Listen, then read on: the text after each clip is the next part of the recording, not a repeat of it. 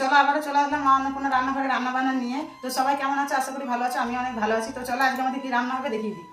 সেখানে কেটে রেখেছি, একটা ভাজা হবে।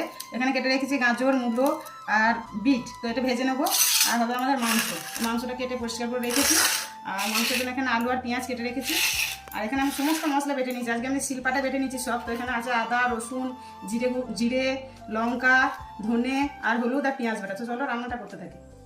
তো আমি বিট গাজরটা ভেজে নেবো, ওই জন্য কড়াই বসিয়ে দিয়েছি। কড়াইয়ের মধ্যে তেল দিয়ে দিয়েছি। তো তেলের মধ্যে একটা ফোড়ন দিয়ে দেবো, শুকনো লঙ্কা, কালো জিরে। তো ফোড়নটা হয়ে গেলে দিয়ে দেবো ভাজাটা। এর মধ্যে দিয়ে দেবো একটু নুন আর হলুদ। তো ভাজাটা দিয়ে ভেজে নেবো।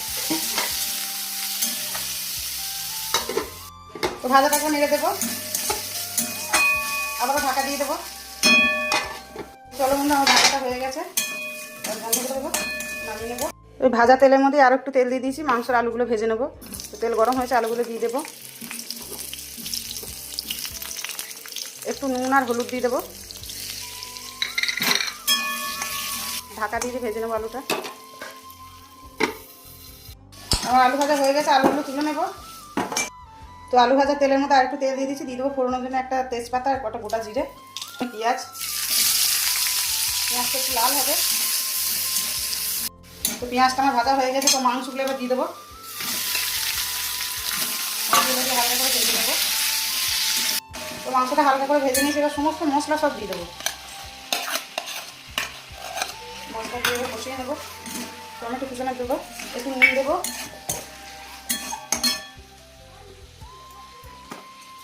কষিয়ে নেবো।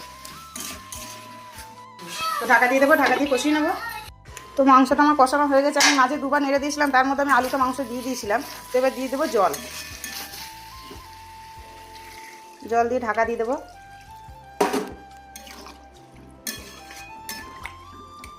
এবার দিয়ে দেবো ঢাকা।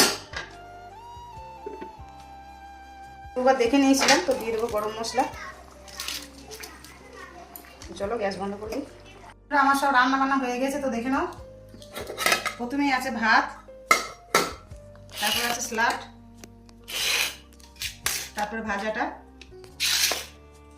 তারপরে আছে মাংস আর আছে দই। তো চলো আবার দেখা হবে কাল।